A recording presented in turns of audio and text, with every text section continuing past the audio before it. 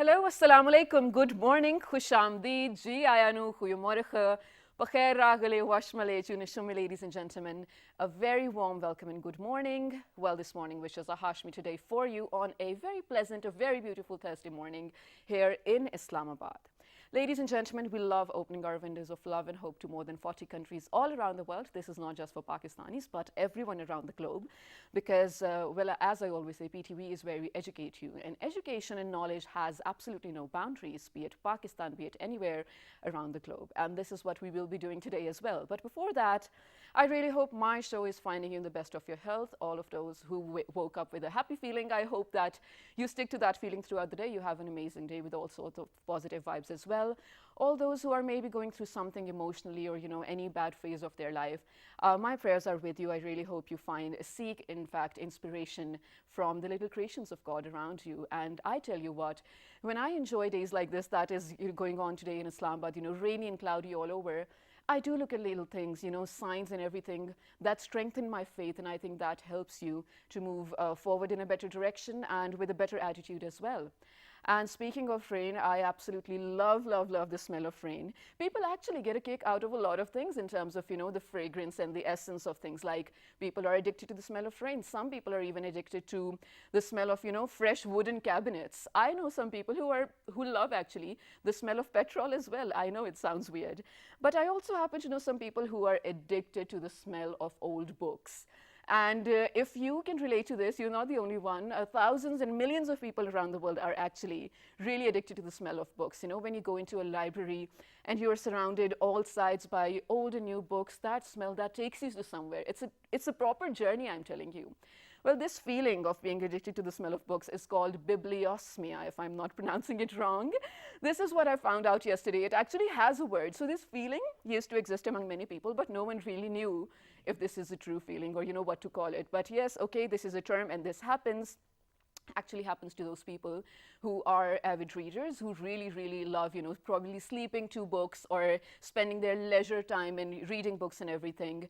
So if I have not already given it away, ladies and gentlemen, today we're talking about books, the importance of books, and that especially because today happens to be the World Book Day.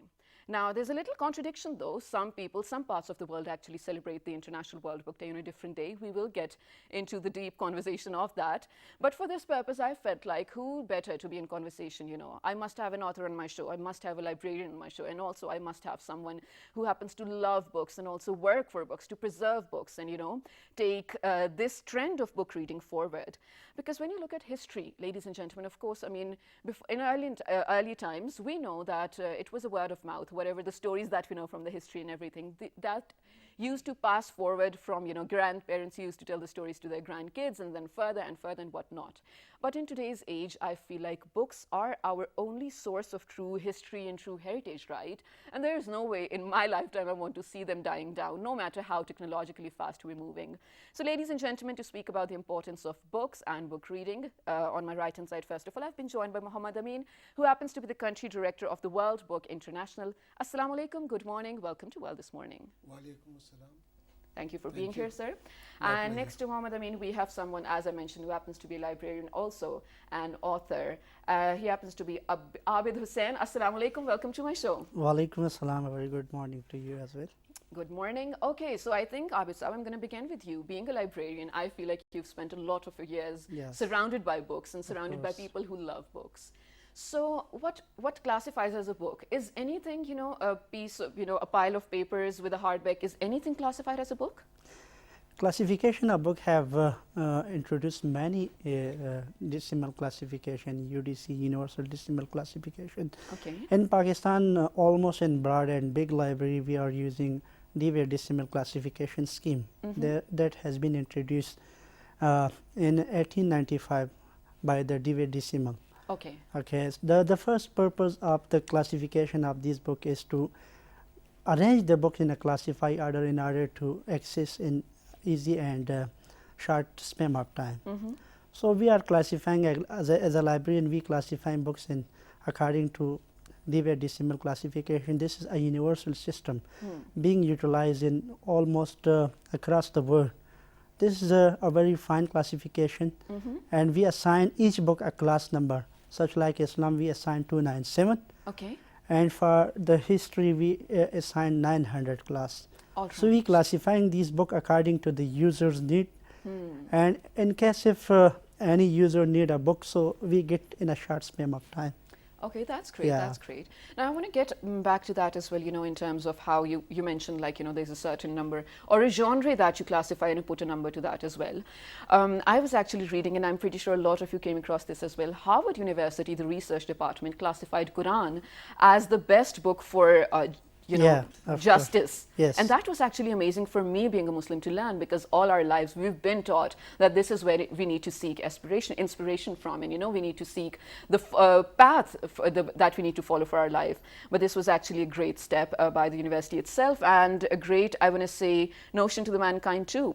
But coming to you, Muhammad Amin Saab, I was talking about this contradiction about World Book Day. Do let us know about it, because I feel like there are more than once that we celebrated. Yeah, actually World Book Day was started in 1995. Okay. That is International World Book Day on 23rd April by UNESCO. By UNESCO. Okay.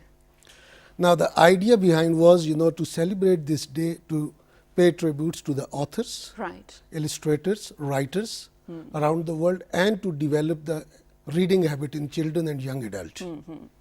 So UNESCO, you know, started in 23rd April, and 23rd April again, you know, there is birth and death dates of different, you know, Poets. prominent writers like and William writers, Shakespeare, Maurice Duron, okay, Joseph, and so many other you know, Right. writers and authors. Now UK started, you know, this celebrating their World Book Day in first Thursday of March Yeah. from 97, Okay. because 23rd April was, you know, was a clash between, you know, I mean, say with Easter holidays and St. George Day. All right. All So right. to avoid that clash, UK started, you know, in March, and this is not only, you know, first Thursday; it's actually the whole month of March. Oh, okay. Basically, this is what they do. You know, they distribute, you know, some coupons among the children every year, and there is organization. So basically, that's a charity organization, National Book Tokens Limited. So this year, they are planning to distribute about 15 million tokens. Oh, wow. Each value is £1. So they are going to give it to children. They can buy one, you know, they can buy book from any bookshop in UK Okay. for that £1. That's amazing. Yeah, and that is, you know, I mean, say the total numbers, they said that 15 millions for the children under age 18, almost, you know, that is the number that exists in UK, you know, 15 million under the age of 18. All right. So the idea is, you know, the children who can't afford books, they can have their own book. That's actually amazing. Very amazing, you know, I mean, so Yeah. this is something very interesting. And other countries, almost 100 countries, you know, they celebrate 23rd April. April. Right. Absolutely. Yeah, and UNESCO, you know, declares every year one World Book capital. Okay. Wow. Now, this year, World Book capital is in 2020 is Kuala Lumpur. Last year, it was Sharjah. Okay. Yeah. Okay. So they will conduct, you know, workshops on reading, importance of reading, and they will UNESCO will distribute books among, you know, school children. That's actually a great initiative. It's really, you know, I mean, to develop the habit of reading in children. Unfortunately, in our country, the reading habit does not exist at all. Yeah. There are actually very few people who must be into reading. Very few, Yeah. because problem is that we do not inculcate or we do not develop the habit of reading in our children right from the beginning. Right. That's true. I mean, Sab, you know what? I actually want to add something here, then you can, of course, continue. Where you mentioned about this initiative in the UK, how £1 each, a coupon of £1 Yeah. each, and a child can go anywhere to buy any book that he likes. It actually reminds me of a time, so I've mentioned this a lot of times. I used to study, because we were traveling a lot, I used to study in the Army Public School. Now, there's a certain there are different classes of students coming over there, and some just could not afford new books every semester or every other, you know, term. So there was a day that was allocated to, you know, the seniors putting up their books on stalls, not selling, just putting up a stall. And then, you know, for juniors who cannot afford new books to come and get the ones that they like. Wonderful. And, you know, for us being those students, it was, I feel like, very normal to have that day and, you know, just be on the stage and be like, hey, these are my books, anyone wants them? I think it was normal. But if I look at the meaning of it today, the books were so close to people who could not afford it, especially the ones who could not afford it. They were crazy about getting books, and they were not just the books in the courses. They were not just, you know, belonging to our syllabus or whatnot. Storybooks or, you know, novels and whatnot that we took for granted. We were like, oh, we don't want them anymore. Now, this year themes, you know, in UK, in Yeah. Ireland, is sharing a million stories. Sharing a million stories, Yeah, yes. that is the stories, you know, like you share your story, you know, that you wanted to, you know, you were giving your books, you know, to the deserving students. Right. This is something, you know, as a nation we should do. Absolutely agree. Every student, you know, I mean, so whoever promotes, gets promoted into the next grade, they should give their books to the people who can't afford it. Exactly, To the students, you know, who can't afford it. So in UK, giving £1, you know, I mean, say £1 coupon to every student, and they have done a survey in 2016. Yeah. They said that out of every 4 students, Yes. one didn't have the book at all. That's unfortunate. Yeah, out of 4 students, one didn't have the book at all. So they were very happy to have this book with that coupon. Oh, that's actually amazing. But Abid Saab, you know, we're discussing the theme for this year. It happens to be Share a Million Stories. What do you feel about this theme?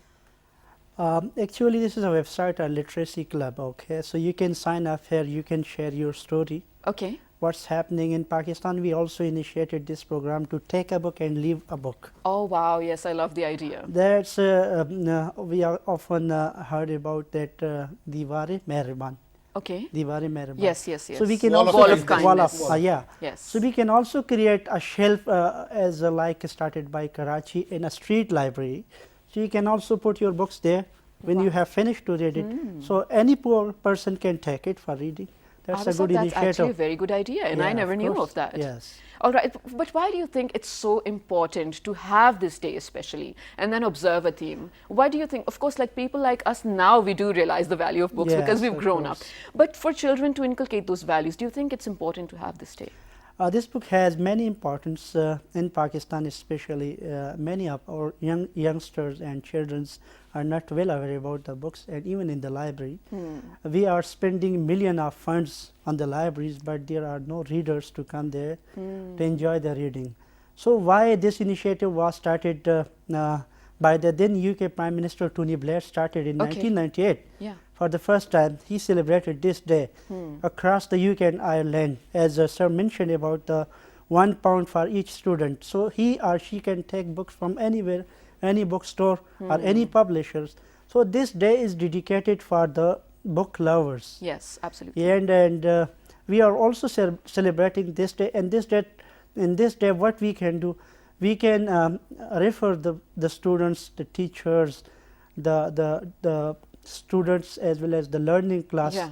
to the library because they cannot afford to buy a book. That's true. But Abid Saab, you know, where you mentioned that we are spending a lot of money on libraries, Yes, but there of are no course. readers anymore. And I actually have another story. Well, I'm such a storyteller. I have so many stories. But you know, if you guys have been to Multan, I don't know if you've been to, next to the mausoleum of Shah Rukh ne Alam, there's a national library. It's gorgeous. It's just so beautiful, but it's shut down. Imagine. yes. There was this one time only in my years and years of living in Multan that I went there and it was open, and that was probably for shifting books or probably for renovation. And I'm so heartbroken because this is a national heritage. It's a national treasure. We would go to France and, you know, probably pay hundreds of dollars or euros to be into the Louvre Museum or be into a book museum or libraries just to watch or feel the essence of that. But we have amazing things here in Pakistan as well.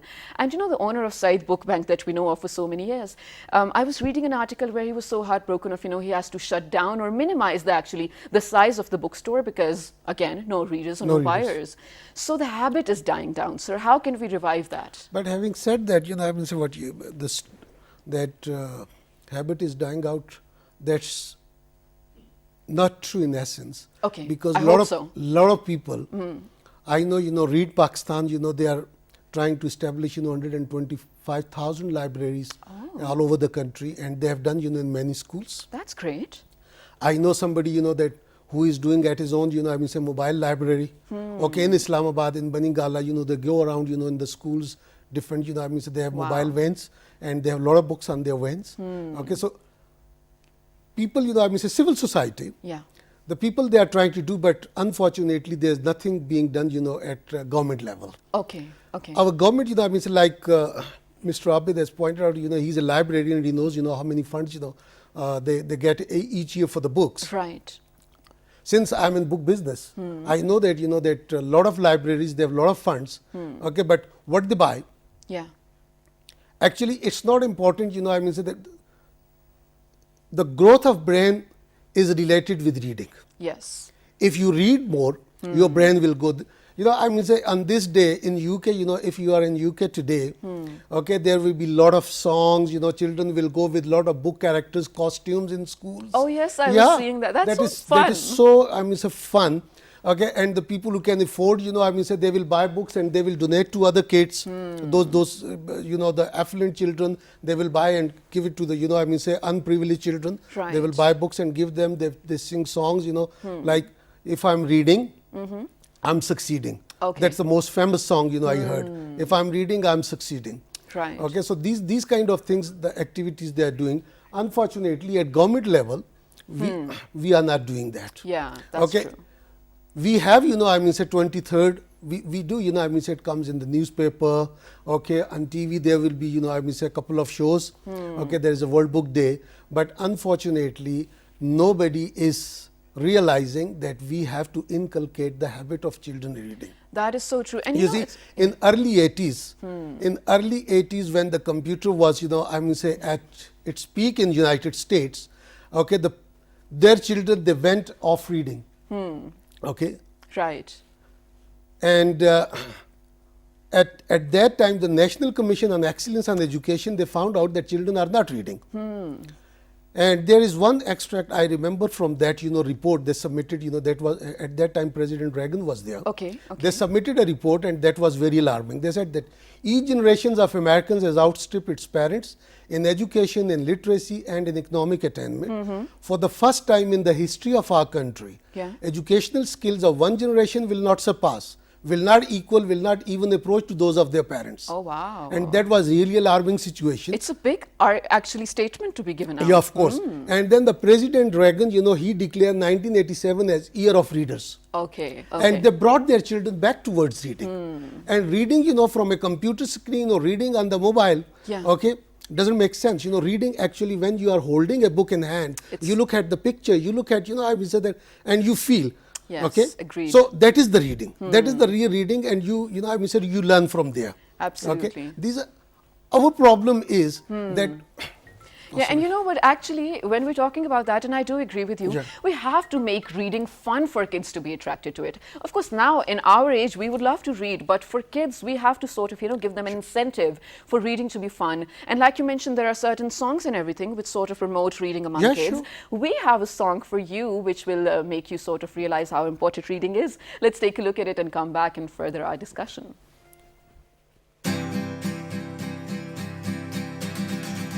When I'm reading, I am succeeding. I pick up a book and take a look, my mind just starts to grow. When I'm reading, I feel so free, and I'm turning pages, spending ages, friends all on my own. I love to read. I love to read. I love to read.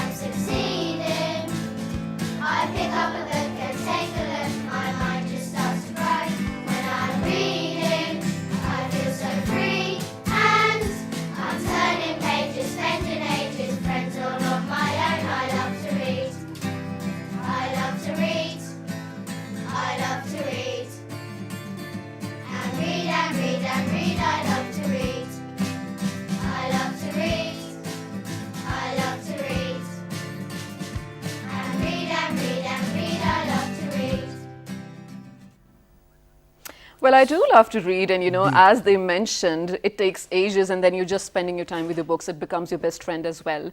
So I think it's now time to discuss the cognitive development and imagination, how it broadens the horizons that you already have. Abid Saab, I want you to begin with, of course, shed some light on how important it is for your imagination to be that broad, but also let me know the favorite most book that has been to your heart, and why.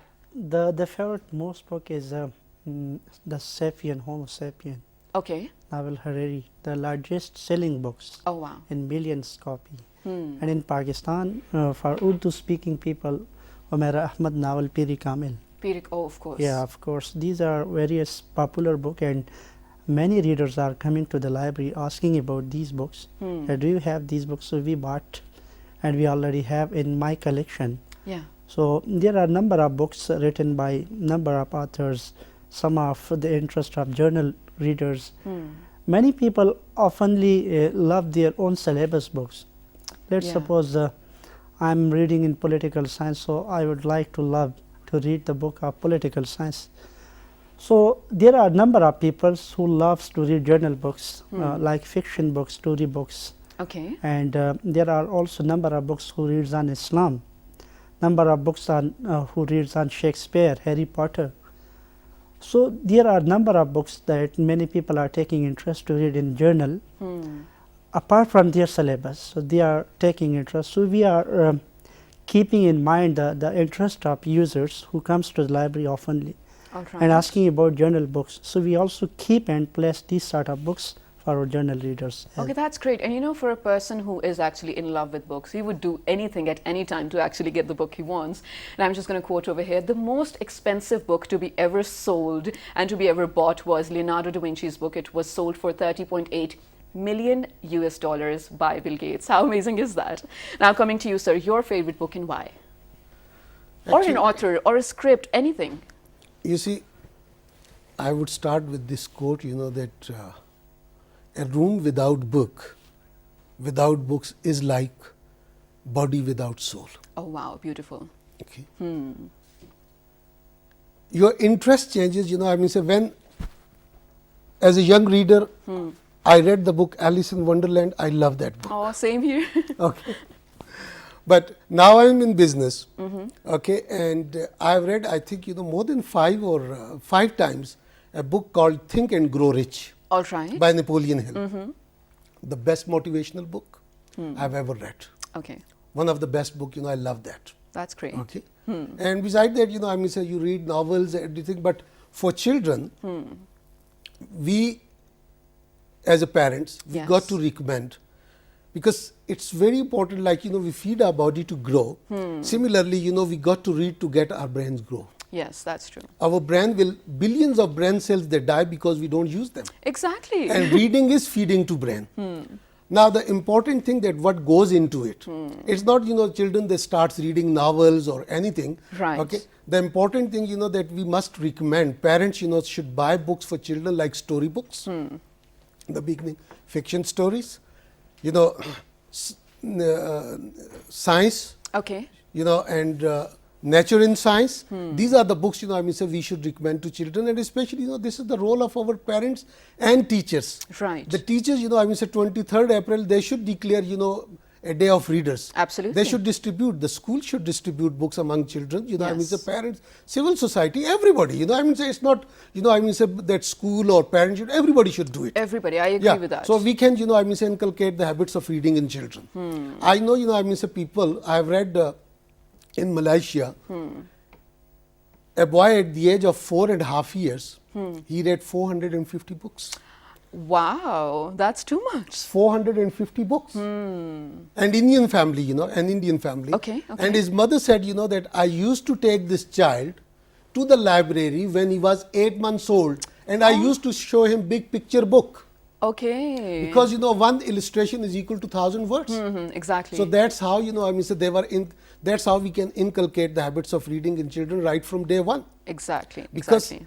children starts reading not the age of 3 or 5 years. Yeah. They starts reading at the age of 6 or 7 months. Oh, wow, that's actually very interesting. And I feel like you did give a lot of ideas of how to, what kind of activities to do on this day as well. But thank you so much for being here, gentlemen. Thank you so much for sparing your time and talking about something so important that is the need of the hour, that is the need for the generation to grow better as well. This was Muhammad Amin Saab, Abid Hussain Saab speaking about World Book Day. Ladies and gentlemen, I feel like Amin Saab rightly mentioned, it's not the responsibility of one person or the state or the parents for, to bring generations to books. I feel like everyone has a responsibility.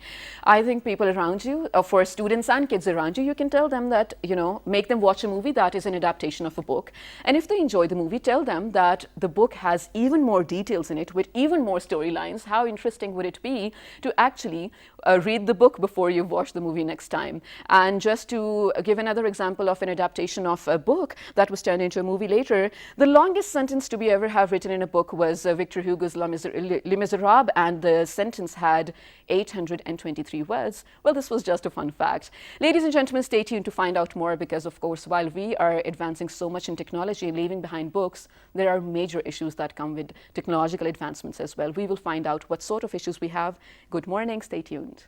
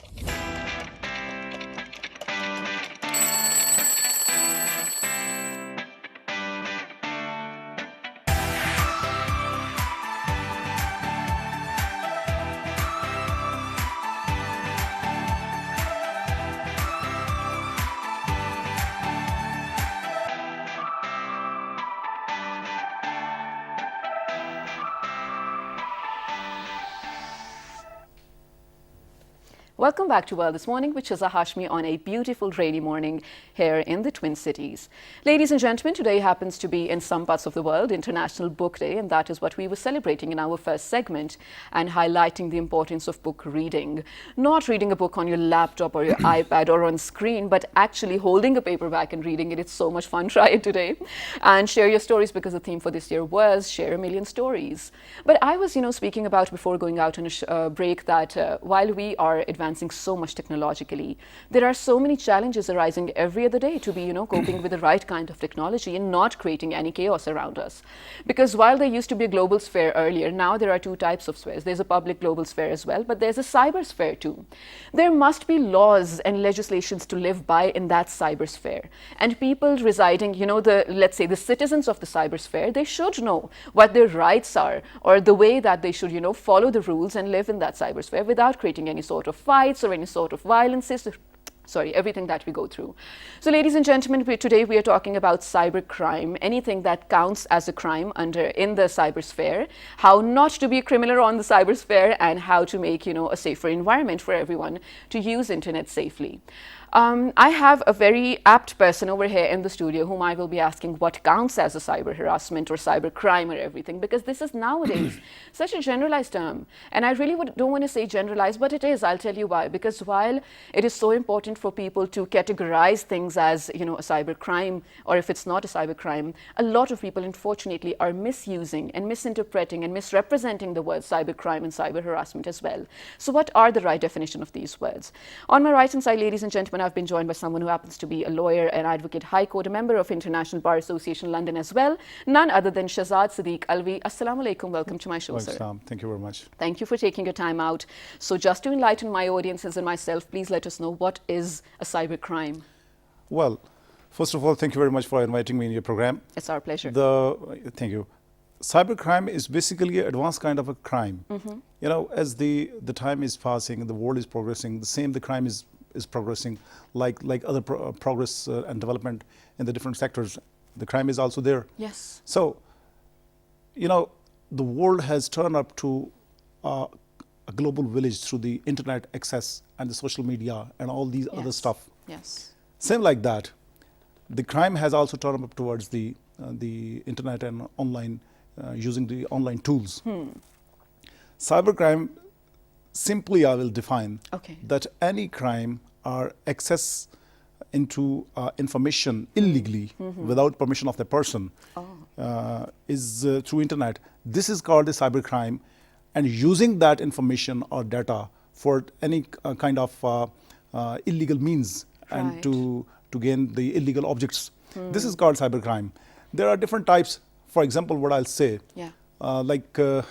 it's usually, which I have come across through the cases, that are the sexual harassment, like child pornography, the banking fraud, online fraud, extortion of money through blackmailing, and using the data illegally without permission of any person to get its own illegal aim and objects. For example, which I'll explain, that last time there was a big scam and a fraud come up on the surface, that somebody entered in the data of accounts of the banks, and he started transferring the amount from those bank accounts to his own account. This is a modern kind of a theft. And then what I'll say, that a big, after the very sad incident of this Zainab Qatl case, when the investigation was going on, it came to know that there are 60 or 70,000 videos which the FIA and police has recovered from an accused person who made for the child pornography, and these videos are being sold on a very heavily priced to the Western channels. That's very unfortunate, actually. And Shahzad Sahab, I do want to talk about, like you mentioned, there's harassment and there's online banking fraud and everything. There are so many different aspects to it, and we do need to cover those. And just to add, this was in January this year, ladies and gentlemen. The FIA actually, caught a person who was dealing with online fraud of 3 billion Pakistani rupees. That's a lot of money, and he was operating in Karachi. Like you mentioned, illegally, getting into people's accounts and doing things that exploits them, or, that is illegal on so many terms. But all right, Shahzad Sahab, when we talk about the cybersphere and then all these frauds going on, there must be a certain bill or a legislation. And the one that I know of was in 2016, Electronic Media Crime. Do we have any update on that, or are we still following that? And do let me know openly, though, for all the viewers out there as well, what are some of the loopholes that do exist still in that legislation, if it is a legislation? Well, Your question is very valid. It's very unfortunate for the Pakistani criminal justice system that we are still relying upon the old system of 1860 PPC governed by Criminal Procedure Code of 1898. Right. And as the time is, with the passage of time, as the crime is increasing and upgrading, the legislation must be upgraded. Exactly. But unfortunately, the previous governments were not, serious in that particular system for this particular issue. Okay. But in last some years, the government took some security measures due to international pressure on Pakistan. Right. And the bill was passed in 2016, that is called Electronic Ordinance Bill. But still, the thing is that this ordinance or the legislation is very fresh. Okay. It was not interpreted so much by the superior courts. And Right. still, what I think that there are multiple loopholes. Yes. And there are multiple deficiencies in this bill. So, with the passage of time, what I suggest to the government, and I will say through this program, Yes, please. that to get the services of highly experienced persons, of those who are dealing with the internationally hacking and international this online crime and frauds, to get information from them, this bill must be upgraded and this must be amended through the fresh legislation. Yes. As what we see in our neighbor country in India. Because in this field, what I'll say, that Indian laws and Indian legislation is better than Pakistan.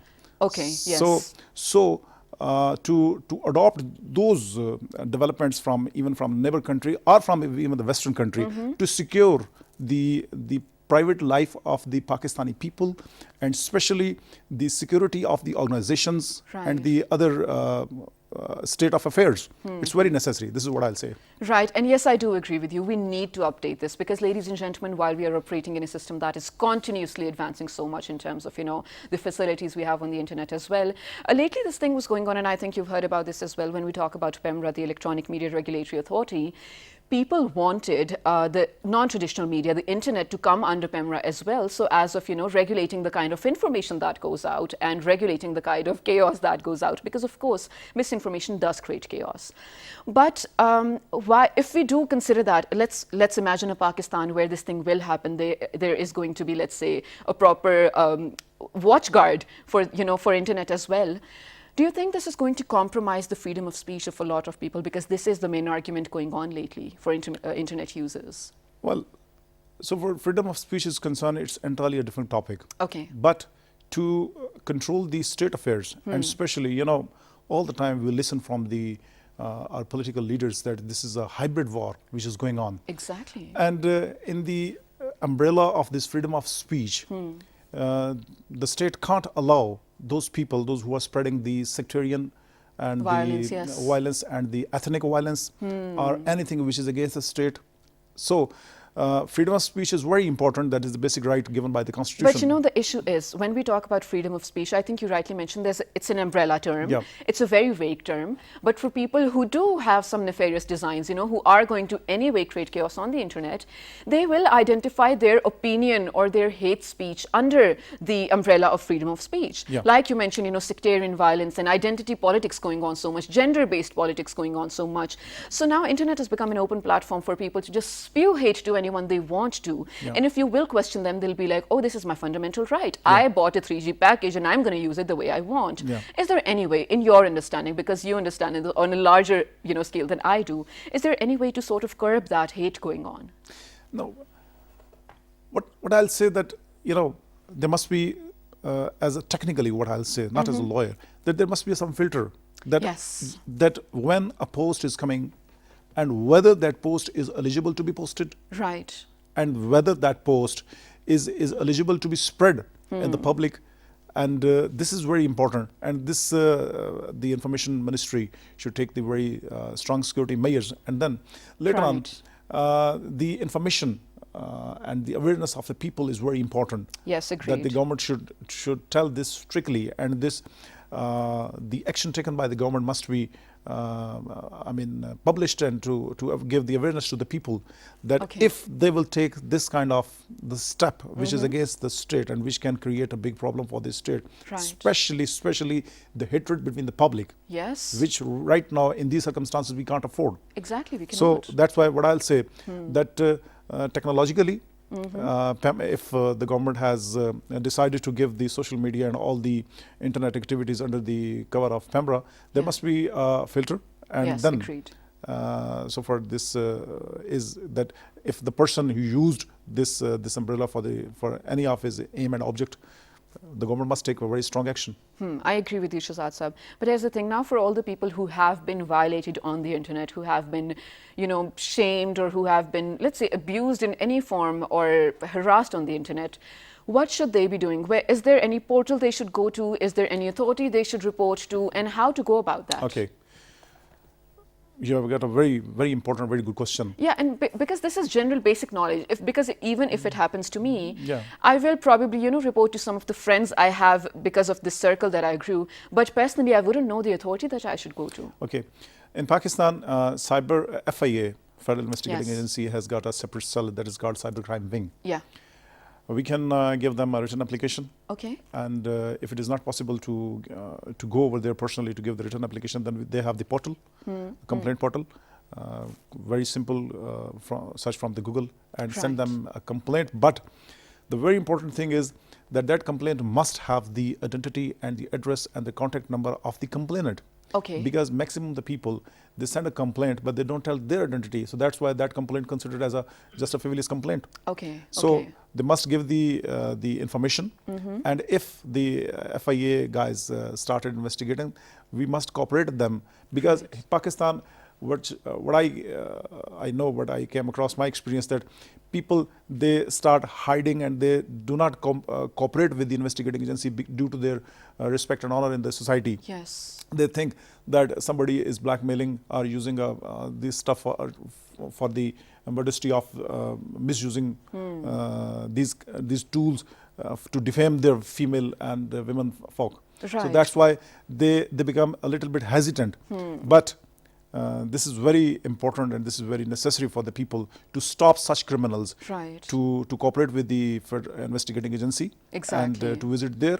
And again, what I'll say, that the government must have take a very strong action to take strong measures Yeah. to appoint those investigating officers, those who have got a very good knowledge about the cybercrime and the internet and the Exactly. IT knowledge. Because a simple investigating officer can't understand the issues and can't handle the matters All right. which are going on. Because nowadays the cybercrime and the cyber criminals are more smart than the normal criminals. And actually, my next question was going to be something along those lines as well. This is, now you happen to be a lawyer. I'm pretty sure every other day you might be dealing with things or cases coming across, in terms of theft and fraud and whatnot. And like we've mentioned, this is all in the cybersphere now. So we were discussing a story. I don't want you to particularly narrate that, but do let me know. There must be an ethical dilemma when it comes to cybercrime. Like I mentioned, a lot of people exploit the cause. There are some times, and I'm not generalizing, please don't take my words wrong. There are some times when a male or a female will use the wrong side of the story to trap someone, and that does often happen. In that case, being a lawyer, how do you know the dynamics of how it works? I mean, it's IT, not a lot of people will get hold of that. So do you feel like maybe in some cases you are supporting the wrong people because you don't know the exact story, right? Yeah, you were right. There must be an ethical dilemma. Yeah, but I tell you that it's a settled principle of a nature. Yeah, This is law of nature, what I'm telling. yeah, That the person who is speaking lie or who is trying to trap a person through its what I'll say, that is speaking lie and not telling the truth, he himself been trapped okay. after some time, and if the investigating officer is fair and the court knows, and that person, he come up on the surface that he has a complaint or a wrong thing, Yeah. which actually not happened. And this is also the duty of the lawyers as well, what I'll say to my community, that the lawyers should not be so much accommodative and to entertain such criminals, Exactly, exactly. to prevent these crime in the society. Very rightly said. But thank you so much for being here. Thank you so much for enlightening me and my audiences about what cyber crime basically is. This was Shahzad Siddique Alvi, ladies and gentlemen, telling me and you what counts as a cyber crime. And I want to repeat some of the things that we spoke about, and they were really important. Each and every single one of us watching this show right now here in the studios as well, we do have internet on our phones, our laptops, or any sort of gadget that we have. Just be very mindful of the information that you're putting out on the internet. First of all, to save yourself from any kind of, harassment or anything, just be sure to be a private person on the internet. Yes, it's a great feeling for people to, share what's happening in this life, but make that sharing limited. Not everyone has to know what's happening in your life, so as to be safe for yourself. And the other aspect of it is, do not spread hate. You do not, yourself, do not be the keyboard warrior hiding behind your gadget and just openly spreading hate all over the internet, all over the world. The world has already a lot of hate, just do not add more to it, please. Write us on our Facebook page with the name of World This Morning, on Twitter World This Morning without a G, Daily Motion and YouTube World This Morning, and PTV World. And the repeat you can catch at 5 past 11 p.m. tonight. Till the next time, take care. Good morning.